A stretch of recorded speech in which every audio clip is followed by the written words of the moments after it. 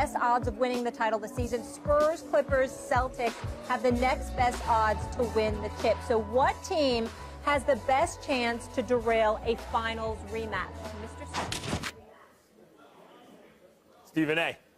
I'm going to say, believe it or not, everybody wants to say the Clippers. I want to as well, but damn it, that Blake Griffin's got to step up, be healthy. And DeAndre Jordan, could you hit better than 50% for the free throw line? Pretty please, with sugar on top, it would be nice. I know it's popular to say San Antonio because now you got Tim Duncan gone, Pau Gasol, and David Lee are there with Kawhi Leonard and LaMarcus Aldridge. But there's something, it's call it my spidey senses, something tingling. I don't know how to put it. I think the Oklahoma City Thunder has arguably the best shot to derail Golden State. I'm not saying it's going to happen, but when I think about the assassin that is Russell Westbrook, when I think about the fact that they added Victor Oladipo, who can ball, as your new backcourt mate, so for the first time, they really have a backcourt mate with Russell Westbrook. Yes, Kevin Durant is gone, and Oladipo doesn't make up for Kevin Durant. But Steven Adams with Enes Kanter and those crew, I don't like the fact that they lost Deion Waiters, but I'm looking at Oklahoma City and the fact that it is clearly Russell Westbrook's team, and he doesn't have to defer in any way, psychologically, literally, or otherwise, to a Kevin Durant and how bad he's going to want to go at them. And I'm saying to myself, in terms of the best shot, I could see the Clippers, something happening to the Clippers to derail them, even though I would love that matchup between the Clippers and Golden State because they hate each other. And plus, I'd rather be in L.A. than Oklahoma City. I ain't going to lie to you. The bottom line is I got to look at Oklahoma City with Russell Westbrook and say that they may have the best shot of anybody out west of knocking off Golden State and derailing this trilogy. Man, did you overthink this one? You got the right answer, and then you kept adding and subtracting until you got the wrong answer. The Oklahoma City Thunder have no shot. Oladipo takes some pressure off Westbrook in the backcourt in a sense, but who's going to shoot the ball? They got no shot. No one has a shot against the Warriors. The best, and clearly in the East, that's a given. Barring catastrophic injury in Golden State, that's a whole other story. But barring catastrophic injury to like Durant or Steph Curry, knock wood, that doesn't happen. The answer is the Clippers, but not as currently constructed. They would need to make a deadline deal for a 3-and-D player who can actually play. A Luol Deng type. I don't even know. They don't have the assets on the books, but they have some salaries that would match up. They'd have to do future draft picks or something. But if the Clippers could get a competent 3-and-D player and everyone stays healthy, they have the best shot to derail a rubber match. No one else does. The Spurs would have to move Aldridge for a piece that fits better. Then they'd have to develop chemistry over the course of the year. That's too big a thing to move in your team. It changes the dynamic too much. And while Pau Gasol at this point is an offensive upgrade over what Tim Duncan was last year, defensively he's a massive downgrade, even over a slowed-up Tim Duncan. I don't like the Spurs. I think the Clippers got the only puncher's chance, and then only if they get a real 3-and-D guy before the deadline to play the 3. Because the 1, 2, and 4, 5 are all right. This is what annoys me about you, because you'll say all of that, right, and then you'll knock me for saying that Kevin Durant has ruined my regular season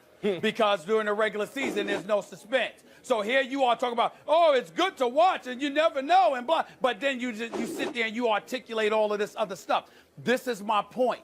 That's why I consider it so weak that he decided to go to that team, being the superstar that he is, because it's a game of horse as far as I'm concerned. Look, Steph Curry is arguably the most unselfish superstar we have seen outside of LeBron James. He don't care about his numbers. He doesn't care about anything. He's willing to defer. It's not a big issue to him. Klay Thompson ain't going to defer. He's going to get his shots. He's not going to change his game. But Steph Curry doesn't care if Kevin Durant sits up there and does what he does. If Kevin Durant is dropping 60, they're going to help him do it. They're going to try to make Kevin Durant have a season for the ages. It's going to be interesting to find out, but in the end, it all comes down to this. We will be right back here in June. It will be Golden State. It will be the Cavaliers. It will be the trilogy. It's just that simple. Yep, in maybe the greatest rubber match in the history of the NBA. I mean, it could be argued with what's at stake and the level of the teams and how they dwarf the competition in each conference.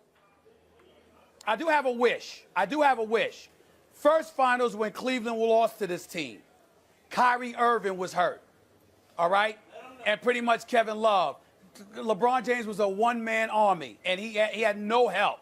Last year, Steph Curry wasn't 100%. Draymond Green got suspended in Game 5. Andrew Bogut was hurt for Game 6 and 7. Iguodala was as well.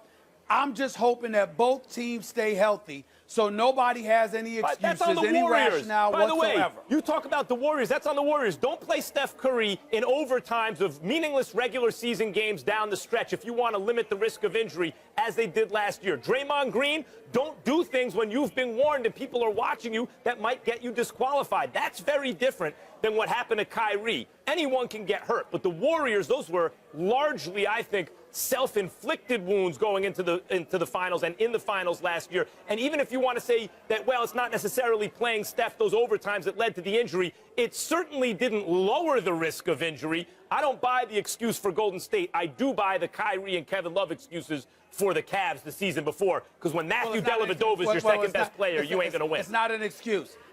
It's not an excuse. It's a reality. Regardless of how self-inflicted it was, it factored into the outcome. All I'm saying is that in the end, I want both teams fully loaded, fully healthy, where there's no excuses, no rationale whatsoever. It just is what it is. The two best teams going up against each other. Again, we'll be back here in Cleveland in June. All right, you heard from the guys. We want to hear from you at home. Go on Twitter now. Vote for the team you think has the best chance to derail a third straight meeting of the Cavs and Warriors in the final. Spurs, Clippers, Celtics, or other. And coming up next, it's Tebow time. We are looking forward to that. There he is. When we come back, Tim Tebow joins the program, the People's Champ. Don't go anywhere. This is First Take. Stay here.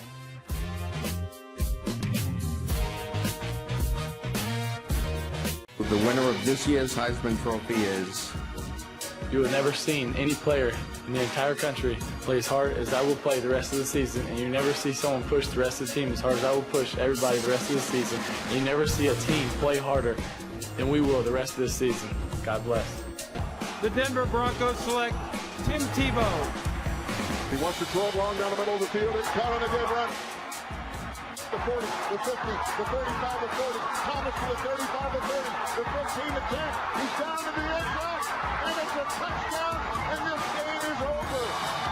The New York Mets are having a press conference today because they are about to sign Tim Tebow to a minor league contract. A force for sure. Our next guest really needs no introduction. He's a Heisman Trophy winner, a national champion, and now a multi-sport talent. His new book, Shaken, Discovering Your True Identity in the Midst of Life Storms, is available in stores and online right now. Tim Tebow joining us now from Arizona. Tim, thank you so much for being with us. Oh, it's my pleasure. How are you doing? We are all good. And appreciate the time here. I want to talk about your move from the football field to the baseball diamond. It's been well chronicled, of course. What's been the hardest part, though, transitioning from football to baseball? Well, it's a completely new sport. It's something that I didn't do competitively for 12 years, and so it's a huge transition. You know, it's something I think a lot of people just thought, oh, you know, you made this decision on a whim, but it's something that I thought about, I prayed about for a while, and it was something that was in my heart for a long time, and, you know, finally made the choice to do it, and I'm loving it. I'm so passionate about the sport, and I enjoy playing it. My two favorite things to do growing up was, one, to be a quarterback and have 10 other guys look at you in a huddle and lead them on a 2-minute drive to win the game, and the other one was to hit a baseball. And I love that one-on-one matchup. It's just fun, you know, and I'm honestly excited to be able to pursue something for the love of it. Tim Tebow, good to see you. Good to see you, buddy. Good to see you. What's up, Let me get right What's up, to Stephen A? it. let me ask you a question. If you loved baseball so much, how in goodness name did you go so long without playing the sport before deciding that you wanted to play the sport? Hey, Stephen A, have you ever loved more than one thing? Yes. Do you love more than one thing? So Yes, I do. Sometimes you have to choose to do one, and it was the second hardest decision of my life when I chose to go to the University of Florida to play football and give up baseball. It was something that was, it was heartbreaking for me. And there were several times at Florida that I almost went to play on the baseball team, but with everything we were doing in football and the goals and the championships we were trying to win, I was staying focused on it. But then when the opportunity presented itself, and I had some people come look at me, and went to Boca Raton, Florida, and played with some different Latin guys, and felt like, hey, maybe I can do this thing. And so I decided to try to give it a shot because it never really left my heart. It was always with me.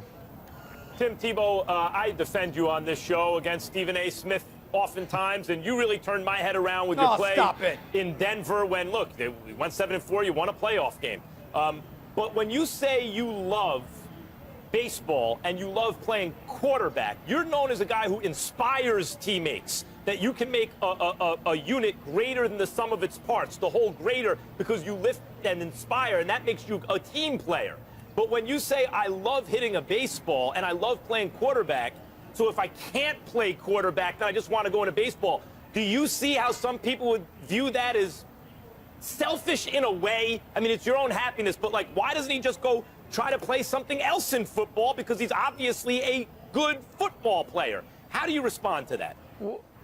Well, yeah, I totally get it, but I'm so thankful that I don't have to live my life based on what other people want me to live. If I was on a team and that team asked me to do something, I would do anything. But if I'm not on a team and a team offers me a contract to go sign with someone to play tight end, H-back, fullback, running back, whatever it is, and I've had a lot of those offers, well, I don't have to go sign with that. I'm not on their team. And so that's just making a professional decision to go do something that I didn't really have in my heart. It wasn't a dream. I'm sure you've turned down contracts, Max. I know everybody wants you, and you've turned it down. Does that make you a bad team player because you turned down a contract with the team you weren't on? In my case, maybe, Tim, but that's a very good distinction you're making. And I have another question.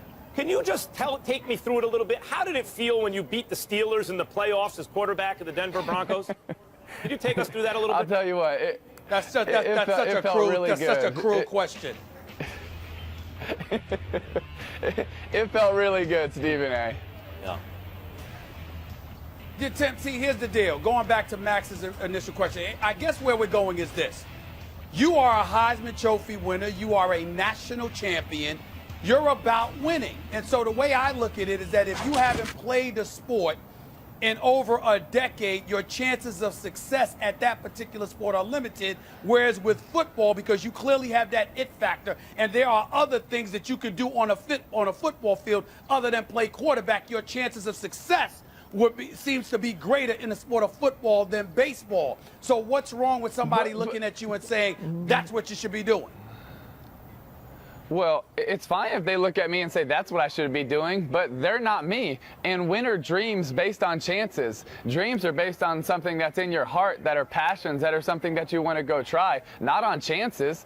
I mean, I'm so grateful that I get to go pursue something, even if it's a long shot, for something that, yeah, I might be able to go do and go do pretty well, but if it's not in my heart, why am I going to do that? I think that's something that's unfortunate in society, is a lot of people just go do what they feel like they should do and live with the status quo and go live by all these rules, and hey, this is going to be okay, just go accept your average 9 to 5 rather than striving for something, because the ultimate goal isn't to succeed or fail. The ultimate goal is to give it everything you have for something that's on your heart and a dream, and pursuing that. And if you get to live out your dream every single day, then the result doesn't matter. I can look back 20, 30 years from now and be able to look at this time and say, you know what, I gave everything I had to football, I gave everything I had to baseball, and I was able to live out some dreams. And in my opinion, that's pretty awesome. I'm inspired. Tim Tebow, I'm going to transition.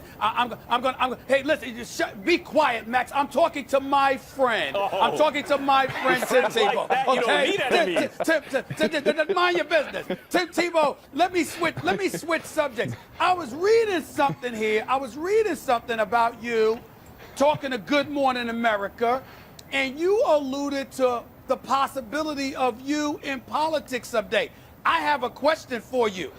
Who do you believe would be more effective as a politician, you or the aspiring governor of Alabama someday, Mr. Charles Barkley, who would be a better politician? That's a really good question. I'll tell you what, he would not be terrible. TRBL, he would not be terrible. He could get some people behind him, that's for sure. That's not an answer. Well, he's a good politician. I think Hey, Tim is showing I you gotta what a good start with the politician political is. answers right now. Tim, you're off the hot